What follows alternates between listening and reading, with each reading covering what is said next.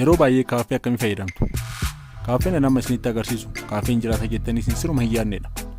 Namoonnis waan haaraa kalaquudhaaf guyyaa guyyaatti waan isaan hojjetan baay'ee nama ajaa'ibsiisa.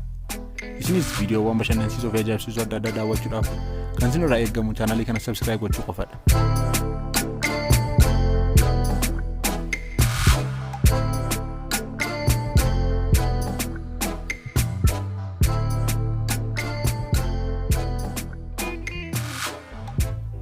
Fish Cafe.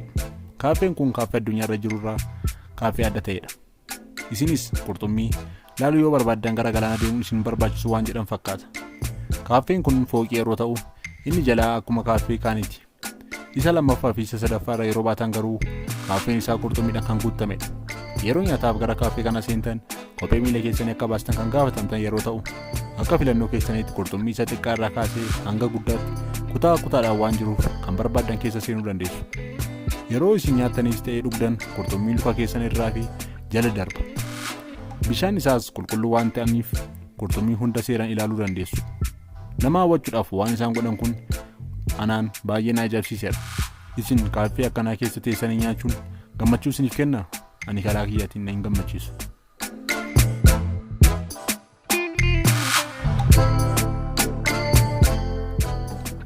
The Modern Toilet Restaurant. Kaaffeen kun kan argamu Chaayinaa fi Taayiwaan keessattidha. Kaaffeen kun immoo inuma akka nyaannuuf osoo hin taane akka nyaannu diduuf waan hojjetame fakkaata.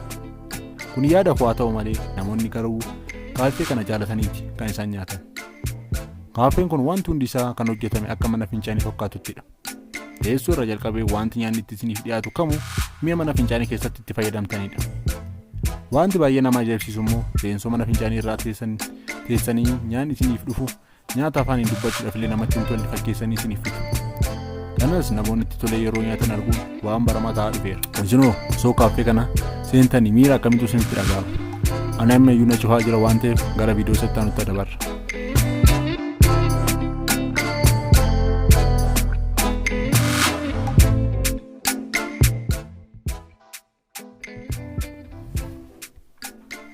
Nolo Taimori Restaurant. Reesturaantiin kun immoo reesturaantii gochisaa aadaa keenya faana walitti bu'udha. Reesturaantii kanatti nyaanni kan isiniif dhufu qodaatti osoo hin taane qaama namaatiin yoo isiniin jedhe na amantu.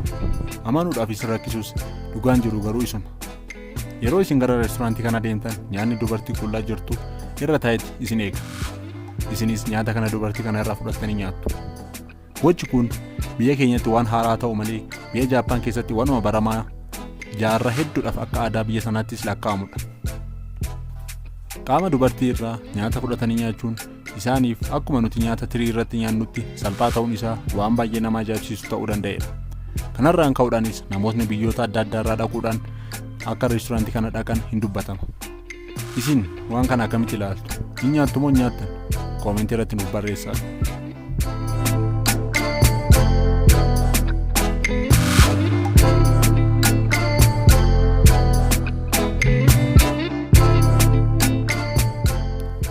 Opek Cafe. Kaaffeen kun immoo maal yaadanii hojjetan waan nama jechisiisudha. Kaaffeen kun immoo guutumaan guututti keessi isaa dukkanadha. Jalqaba yeroo dhaqxan alatti waan barbaadan erga ajajanii booda namoonni achi hojjetan harka isin qabaniiti gara manaatti isin geessu. Isa booddees nyaanni yeroo isiniif dhufu ijaan osoo hin argiin harkaan qaqqabachaati nyaattu.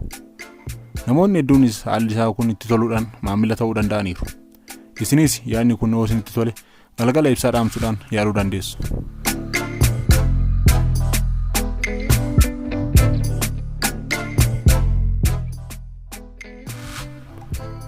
Undersea Restaurant.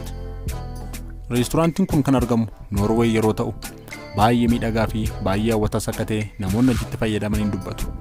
Reesturaantiin kun kan inni ijaarame galaana jalatti mastaawotii yookaan of ilaalee irraa'edha. Kanaanis reesturaantii kana keessa teessanii wantoota galaana kana keessatti argamu hunda qurxummiiwwan dabalatee ilaaluu dandeessu. Namoonnis iddoo haara galfii gaariidha jechuudhaan hin dubbatu.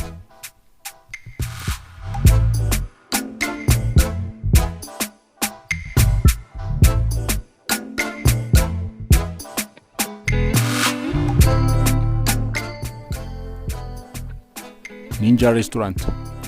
Reesturaantiin kun kan inni argamu Niiwuork keessatti yeroo ta'u, namoonni fiilmii Ninjaa beektan beekuu dandeessu.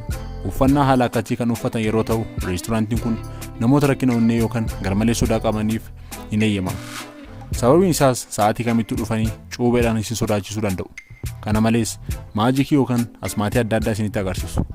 Manni isaas sodaachisaa akka ta'e beekamaadha.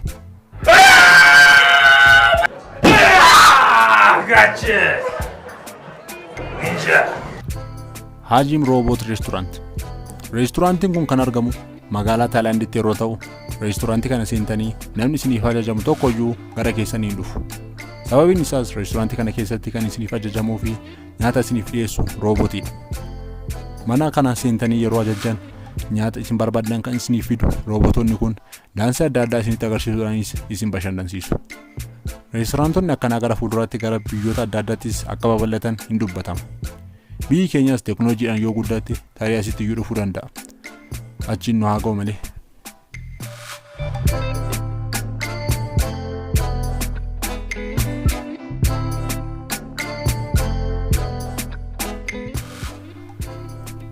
Dinner in the Sky Restaurant. Reesturaantiin kun immoo namoota maaliif yeroo hunda lafa taa'ee nyaadha jedhanii yaadaniif kan qophaa'e fakkaata. Akkuma maqaa isaa irraa hubattanitti reesturaantii kana yeroo dhaqxan lafa irraa meetira 50 ol fakkaatanitti samii gubbaa taa'uudhaan kan isin nyaattan. Kan inni argamus Dubaay keessatti yeroo ta'u, kanaafis qarshii 10,000 kaffaluu qofatu isin irraa eegama. Isa booda akka allaattiitti waa gara teessanii nyaata barbaadan nyaachuu dandeessu. Kanaanis namoonni baay'ee gammadanii itti tolee akka nyaatan dubbatu. Egaa inni kan maal nyaadhee bulu jedhee waan nyaatee oluu dhabee yeroo agabuusa taa'ee yaadu, isaan kaan immoo akka itti nyaatan wallaalanii nyaata dhiyaateef kana akkamitti nyaadhu jedhanii waan meeqa yaadu. Maraafuu reesturaantota kana keessaa isa kamtu isinitti tole? Ani isa bishaan keessaa filadheera. Isinoo qophiin har'aaf isiniif qabadhee dhufe kana hanga ammaa daawwattan ture. Chaanaalii kanaaf warreen haaraa taatan subscribe gochuudhaan maatii keenya ta'uu dandeessu. Viidiyoo bashannansiisoo kan biraatiin hanga wal agarruutti nagaan nuuf tura.